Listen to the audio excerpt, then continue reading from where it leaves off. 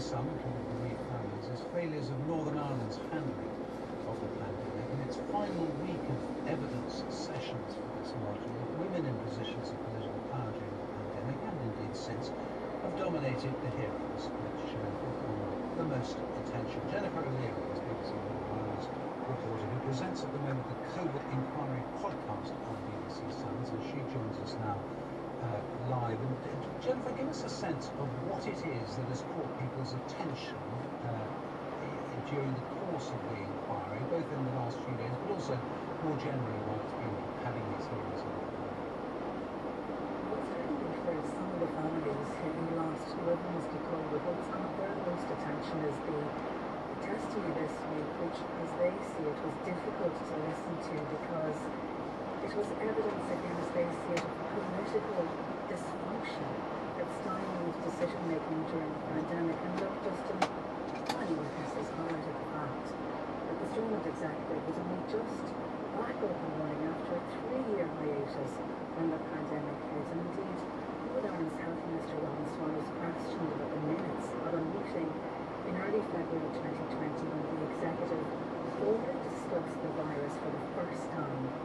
And he said the key line was that the executive should plan for all eventualities, but he said ministers' heads were in other places having just picked up their portfolios, and he said he did not believe it was his responsibility for other ministers not understanding the seriousness of COVID. But he said if there was a failure on his part to sound the alarm bell louder, he accepted that. So other evidence as well from women in positions of political power. You hear those details shortly. Headlines also about jibes from some ministers about others in WhatsApp messages. In terms of the engagement of the public at large about what was unfolding at the inquiry, it's hard to gauge. It was certainly striking again this week, on sunny days in the city, which I've accepted quite unusual at times in Belfast, and all the hustle and bustle. And the inquiry was a type of portal back to the time of COVID and all the memories of lockdown and hearing about decisions about it and school closures. And it is a time that many people may not want to think about. And yet, for so many people, it's a time that caused so much trauma and so much grief. The arrival of Sinn Féin's Michelle O'Neill at the COVID inquiry was always going to generate media interest.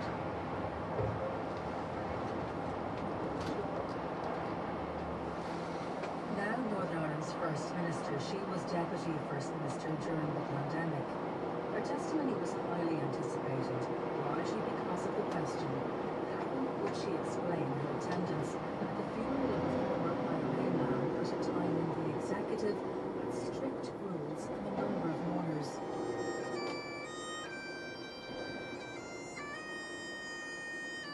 Although she later apologised for her actions, she also said, I will never apologise for attending the funeral of my friend. But nearly 4 years on, Michelle O'Neill told the inquiry and the chair, Baroness Hallett, I also know equally that my actions compounded the hurt and that horrible experience that those families have went through. I also know that my actions also angered the families, and for that I'm truly sorry. I am sorry for going, and I'm sorry for the hurt that's been caused after that, and I want to make that statement very clear on the record again today.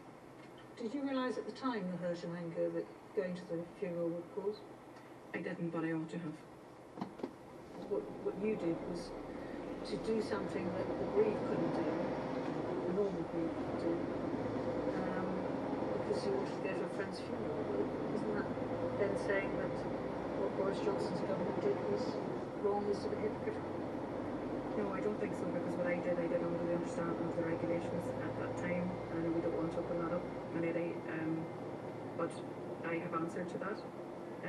But I do accept wholeheartedly that I, in some way, damaged our executive relations with colleagues. Later, lawyers representing bereaved families pressed the First Minister again. At what point did you realise the hurt that you had caused? Since I listened to the many families that I actually have met and engaged with who've lost loved ones throughout the pandemic. A Question from Claire Dobbin, KC, at Senior Counsel to the Inquiry, with Michelle O'Neill on the defensive. The allegation of playing politics, that is something, isn't it, that we see throughout the course of 2020 and into 2021 by you and your colleagues. No, I absolutely refute that. I don't accept that I play politics. I accept that the severity of the situation reflected my attention. The severity of the situation in terms of trying to find consensus around an executive table around an issue which was so serious, such as school closures, meant that I tried my very best to try to find that consensus within the executive. The following day, Morning, Arlene. Morning.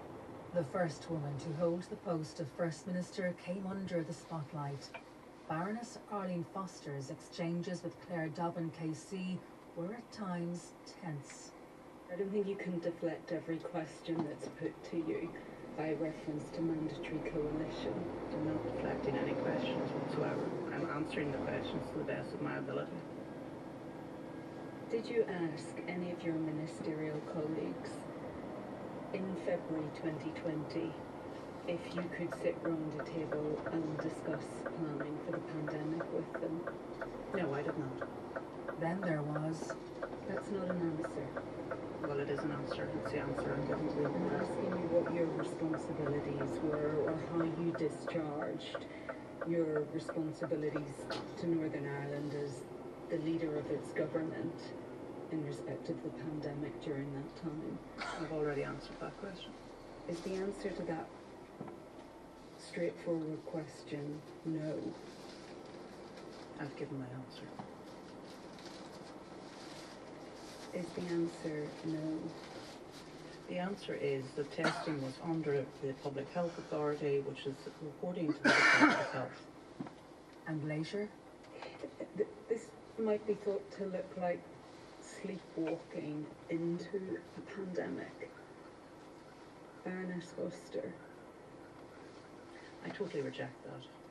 I mean, I absolutely reject that. And the idea that we would sleepwalk into a pandemic when we had had such a determination to work for the people of Northern Ireland, to represent our constituents in a devolved administration, and that we would expose them to this in a willful way is just offensive, frankly.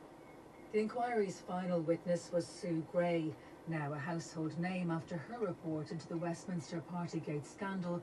She was a senior civil servant in Stormont for 3 years, up to 2021.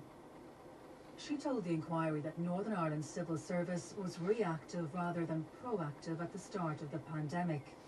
Counsel to the inquiry, Nick Scott, asked her about the then newly formed executive that appeared to be struggling to contain leaks to the media. Just also in terms of the ministerial code, my lady asked the experts on Monday that leaking by ministers would be a breach of the ministerial code. Do you agree with that? I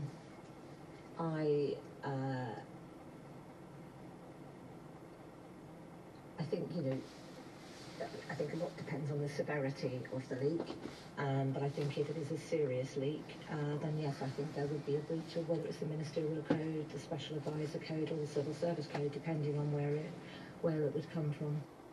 The most excoriating testimony on the final day came from Brenda Campbell, KC. In closing remarks on behalf of the UK COVID-bereaved families, she said the past few weeks of hearings has been littered with evidence of failings. Every omission or oversight or failure represents a fork in the road, a missed opportunity that, had it not been made, might mean the person they loved and lost would still be here. In remarks that followed, a lawyer representing Northern Ireland's Department of Health quoted the late Queen. With the benefit of hindsight, there are things that we wish would have been done differently, or indeed not at all. And that was Jennifer O'Leary. A reminder, there is a podcast that covers each week of the COVID Inquiry. Wherever it sits, you can find it as the COVID Inquiry podcast, unsurprisingly, on BBC Sounds. It's now 13 minutes to 8, time for Thought for the Day. The speaker this morning in the studio with us is the Reverend Dr. Rob Marshall, rector of Digswell, Welwyn Garden City. Morning to you, Rob. Good morning, Nick. Morning, Justin. Timothy Spall told the audience at the recent BAFTA TV Awards that actors sometimes play people that have had terrible things happen to them. He was named as Best Actor for his poignant performance in the TV series The Sixth Commandment. It was, he said, a story about many things, about terrible crimes, but it was also about love. Storytelling, he said, makes a difference because we all share in the human condition. The theologian Alistair McGrath agrees that there's now widespread support for the view that stories are the best medium through which human beings view reality, and that Christianity has always inhabited and claimed its message in a story-filled world. Well, tomorrow is the Feast of Pentecost, when the Christian Church records one of the greatest stories in the Bible. Pentecost, as the name suggests, is always celebrated 50 days after Easter, and the book of Acts vividly recalls the coming of the Holy Spirit on some very worried disciples in an upper room. Suddenly, there's the sound of a violent wind, tongues of fire rest on each of them. It's a transforming dramatic moment as the church, as we know, is born. After weeks of uncertainty, the disciples have new hope. Now they are equipped to tell the story of Jesus more widely in many different languages. But what was their message to be? The Spirit brings a variety of gifts to different people. But from the very start, there's clearly one gift which has a higher place than all the others. And that's the gift of love, a theme taken up in many of the letters in the Bible written to the early churches. I had a really interesting conversation with a head teacher friend this week about how to sum up the ethos of her school. It consists of many faiths and none. And she said that love is indeed the quality or the gift which best summarises a diverse community united by mutual support and respect. Such love, she said, overcomes division. It encapsulates harmony and shuns hatred. So tomorrow I'll be celebrating Pentecost with people of all ages as a festival of love. It's a day when the flames of hope still burn brightly for Christians in a challenging world. And I have a favourite Pentecost hymn, Gracious Spirit, Holy Ghost, which some may remember. And it's sung in many cathedrals and churches from tomorrow. And those assembled sing of the great gifts of God, faith and hope and love, joining hands together. But the greatest of the three, and the best, is love. And that was the day with the Reverend Dr. Rob Marshall, the rector of Digswell, Welwyn Garden City. Brings us to 10 to 8. Does it matter who owns Royal Mail? Should a foreign company be blocked from taking over what began as a postal service for the King and his court more than 500 years ago? Or is all that matters whoever runs that ancient brand reliably delivers letters and parcels? Questions raised by the decision of Royal Mail's owners, the company International Distribution Services, to back a £3.5 billion takeover bid by the EP Group owned by Czech billionaire Daniel Kretinsky. Royal Mail has been arguing that the so-called universal obligation, the legal requirement on it to deliver to anywhere in the country at the same price 6 days a week, needs to be reformed if it is to survive the huge decline in letter writing. Dennis Reed is from Silver Voices, which campaigns on behalf of people over the age of 60, and he's one of those who's worried. A lot of older people are still not connected to the internet. They don't use the internet as their first point of communication. There's solicitors' letters, there's banking letters. You know, a lot of official business is still done by the Royal Mail. Certainly the NHS relies on it for hospital appointments, and also, you know, older people still like to actually occasionally communicate by letter as well with their friends and relatives. You know that if you send a letter first class, you're more than likely to get it. You have something then written on paper which can't disappear into the cloud. You have something to rely on. Well, is any of that going to be threatened by any potential takeover? In a moment, we'll talk to the former chief executive of the Royal Mail, Rico Back. Let's start though with our business editor, Simon Jack. That is where most people listening will start, Simon. Will any takeover have any implication for that so-called universal obligation? Well, the universal service obligation is up for discussion at the moment with the government, and I can tell you that Kemi Badenoch met with the chairman and the chief executive of International Distribution Services, which is the parent company of Royal Mail, to discuss some of those things. So some of those commitments that she tried to extract from them was keep 6-day-a-week service, keep the HQ in the UK, retain the Royal Mail brand, workers' rights, and has to keep that universal service obligation, which is the same price anywhere, which is a pretty amazing thing if you think about it. It doesn't matter if it goes round the corner or goes all the way to Shetland, it's the same price. But there's talk about just cutting the second-class delivery to every other day, and that would save quite a lot of money. You know, this was always a possibility that someone would come along. Once it gets privatised, anyone can buy as many shares as they like. Mr. Kretinsky already owns 27.5%, so this day was likely to come. What I would say is that even though the board say they have backed this deal and are minded to accept £3.70 per share, the shares are still trading at £3.20. Now, usually when the board says they're minded to back it, you're 90% of the way there. A lot of people clearly think that there's quite a lot of mileage yet to go on this deal to get it over the line. Mileage meaning that government might block it? Well, you know, the government can always block anything. You saw what happened with Redbird IMI, Takeover the Telegraph, that was blocked. So they can always find a way to block it if they want to. So that's why I think that a lot of people think that, you know, there's mileage in the sense that this deal has got a long way to go before a controversial thing like selling Royal Mail. Not every company, you know, sells little pictures of the monarch for £1.35. This is a special case.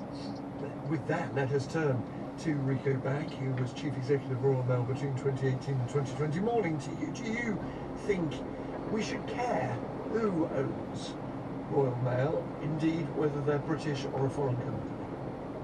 I think it's Royal Mail was privatised in 2013, and I think it was supposed to be $1 billion.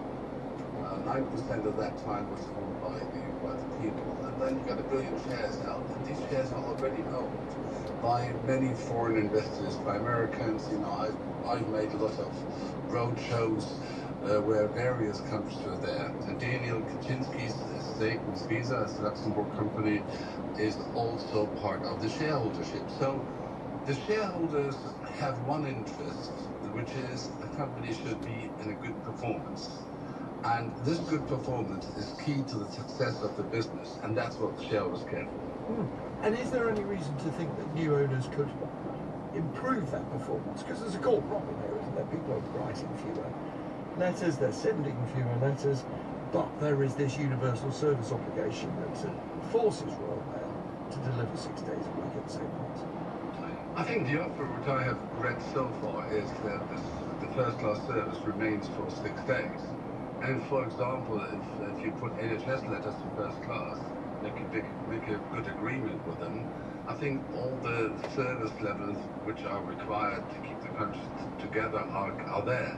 If you go to second class, and remember, in 1 or 2 years, there will be only 2 letters per household per week. Why do you need to go there for 6 days? So I think when the time comes, the country needs to adjust. If the demand in letters goes down, then a company who delivers letters has to adjust accordingly. So the regulator, just to be clear, Mr. Back, you think the regulator, because it would be up to the regulator here, should allow an expensive but high-quality first-class service and a much less reliable, slower second-class service for mail, where it doesn't matter very much when it arrives? I wouldn't say reliability is the key issue. If you're promised for 2 days, then you have to deliver for 2 days. And I think that's the key issue in the past. Royal Mail has not lived up to their promise on next door's second-day delivery services. So if that service level comes up back, people can plan for it, and it will work. And if you look to Europe, it's only the UK and Malta who are asking for 6 days. Okay, quick last question then. Let me return to foreign ownership though. You're a German born, I don't know if you're still a German citizen, I think you live in Switzerland. You used to run the Royal Mail. When you hear the Labour Party, for example, saying it is vital that the Royal Mail's headquarters stay in the UK, does that make any business sense to you? It may make political sense. Well, absolutely. If you look, I set up GLS. GLS has head offices in each country they're working in.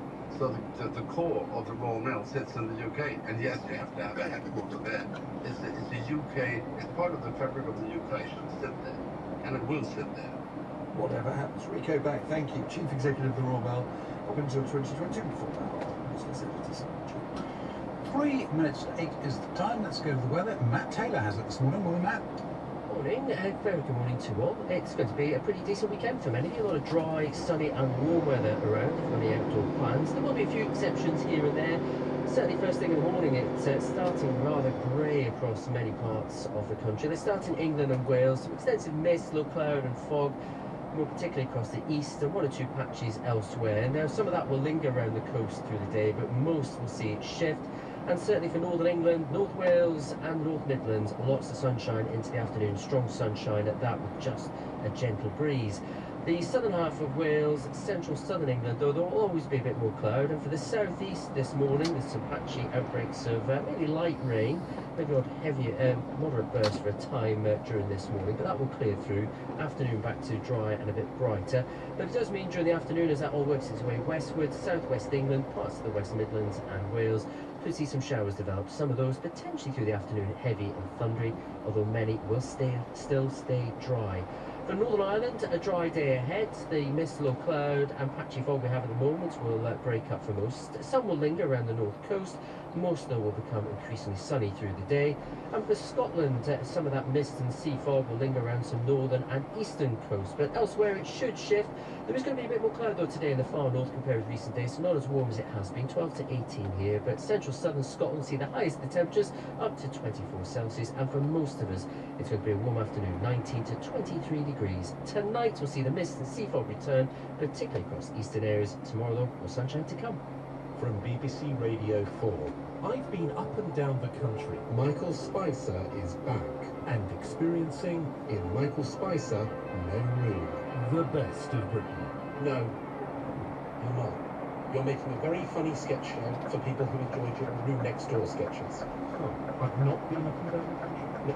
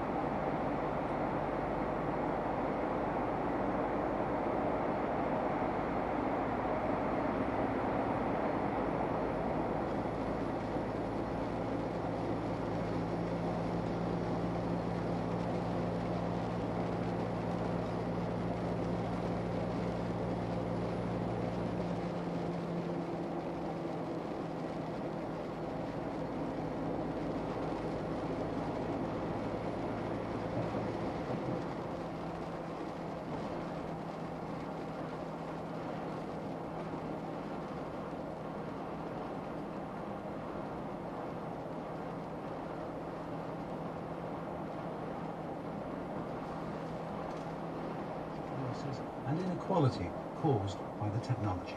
And as President Zelensky warns that the West doesn't want Russia to lose the war, something he describes as a nonsense situation, we get an update from Ukrainian scientist Lib, who's been living through the war raging near his hometown of...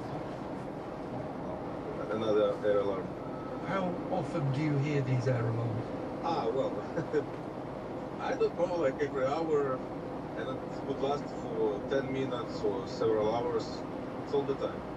And why, even if you slept through last week's light show, you may have many more opportunities to see the Northern Lights without having to make a long journey north.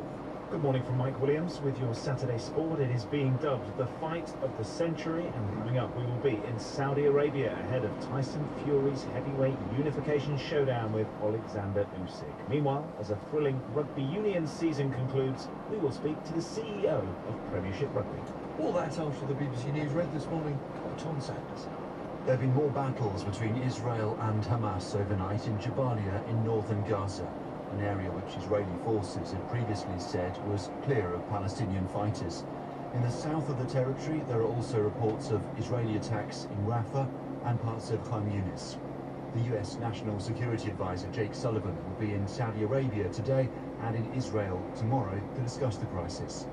Our diplomatic correspondent Paul Adams has the latest from Jerusalem. Fighting is still going on at both ends of the Gaza Strip. In the north, intense battles echo through the narrow streets of the Jabalia refugee camp. In the south, the Israelis have edged closer to the city of Rafah. The UN says more than 600,000 Palestinians have fled the area. Yesterday, Israel said it had recovered the bodies of 3 more hostages in Gaza. Hamas warned that the only way for others to return home alive was through negotiation, but ceasefire talks remain deadlocked. America's National Security Advisor Jake Sullivan is expected here tomorrow as the Biden administration tries to avoid a full-scale Israeli assault on Rafah. But this conflict's wider ripples remain very much in evidence along Israel's northern border with Lebanon and in the West Bank, where last night Israel carried out a rare airstrike which killed a commander from the armed wing of Palestinian Islamic Jihad. Health officials are expecting an increase in confirmed cases of a diarrhea-causing illness in South Devon as an investigation into how a parasite got into the water supply continues. 16,000 homes and businesses in Brixham are being told to boil tap water before drinking it. Our correspondent Ben Wolvin reports from the town. The number of confirmed cases of cryptosporidiosis increased to 46 yesterday. The UK Health Security Agency says several hundred people have reported symptoms and numbers are expected to rise. But people have been asked to only report a suspected case if they have blood in their diarrhea or symptoms which last more than 7 days. On Thursday, South West Water said it believed a damaged air valve on a pipe in a field containing cattle was a likely source for the entry into the water system of the Cryptosporidium parasite, which can be found in animal feces. Engineers are now working to check there are no further problems. The company had initially said supplies were safe to drink, and yesterday the area's MP... Wow. Dr. Lincoln Sargent, the Director of Public Health at Torbay Council, which covers Brixham, told us that people should no longer be contracting the illness. With the boil water notice, with bottled water, we are pretty sure now that no one needs to continue to be affected by contaminated water. And we know that Southwest Water is now actively doing work to flush through the system to make sure that ongoing contamination does not occur. However, it's important to recognize that people may continue to develop symptoms from that initial contamination. One of the pioneers of artificial intelligence, Professor Geoffrey Hinton, has said the government will need to pay citizens an income to deal with the impacts of the technology. He told BBC Newsnight he was very worried about AI taking lots of mundane jobs. He spoke to our economics editor, Faisal Islam. Last year, Professor Hinton left Google so that he could warn about existential threats emerging from rapid, unregulated developments in AI. He's now very concerned about the more immediate economic impact it will have on jobs and inequality. It's going to lead to a big increase in productivity, which leads to a big increase in wealth. And if that wealth was equally distributed, that would be great. But it's not going to be. In the systems we live in, that wealth is going to go to the rich and not to the people whose jobs get lost. And that's going to be very bad for society, I believe. He repeated his warning about the possible threats posed by AI, saying there is even a chance that in the next 5 to 20 years, humanity would have to confront the technology as it surpassed human intelligence. Next week, a UK-sponsored summit on AI safety reconvenes in Korea. Professor Hinton said that tech companies were rapidly competing to create products and weren't putting enough effort into safety. He also said proposed government regulations lacked teeth. It emerged the government is owed more than £250 million by unpaid carers who received allowances they're not entitled to. More than twice as many women as men are in debt because of overpayments, with women making up the majority of claimants overall. Dan Whitworth from Radio 4's Moneybox reports. Nearly 1 million people across the UK who care for a loved one receive carers allowance, worth around £82 per week. Claimants face an earnings limit though, £151 take-home pay each week. And because carers allowance is a cliff-edge benefit, people who earn just a few pence above that limit lose the entire allowance. Critics say it's a complicated system and difficult to navigate, which explains why so many carers, 134,000 of them, are currently having to pay back £251 million because of overpayments. The DWP says the total amount owed includes historical debts it's seeking to recover, and the forecast expenditure on the allowance is £4.2 billion this year alone. The man charged with attempting to murder Slovakia's Prime Minister earlier this week is expected to appear in court this morning. Robert Fico had further surgery yesterday to treat injuries sustained in Wednesday's shooting. Doctors say he remains in a very serious condition. From the Slovak capital Bratislava, Bethany Bell reports. In the aftermath of the attack on Mr. Fico, politicians from all sides called for calm. But the country remains tense and deeply polarised. The Deputy Prime Minister, Robert Kalinak, has called the country to embark on a path of tolerance. He also accused the opposition and the media of stirring up hatred. Critics say Mr. Fico is also well known for his confrontational and aggressive style. One opposition party leader said he and his wife and child had received death threats. Former South African President Jacob Zuma will launch his new party's manifesto today, ahead of a general election in 11 days' time. MK is not expected to win, but it could erode the support of Mr. Zuma's former party, the ruling African National Congress, forcing it into a coalition for the first time in 30 years. Scientists say there could be a repeat of last weekend's spectacular displays of the Northern Lights early next month, as new solar storms are driven towards Earth. The Sun is reaching a period of peak solar activity, as our science reporter Georgina Ranard explains. Known to scientists simply as AR3664, this sunspot is 15 times as wide as Earth. Last weekend, it expelled at least 5 storms of plasma and magnetic field, creating a colourful display of light in the sky. It has continued to expel extra radiation, but has now rotated away from this planet. When it comes back in around 14 days, it could create more aurora. Scientists say the Sun is reaching a point in its roughly 11-year cycle called solar maximum. This creates more sunspots as its magnetic poles flip. Krista Hammond from the Met Office explains. Certainly as we go through the rest of this year and the coming years, it's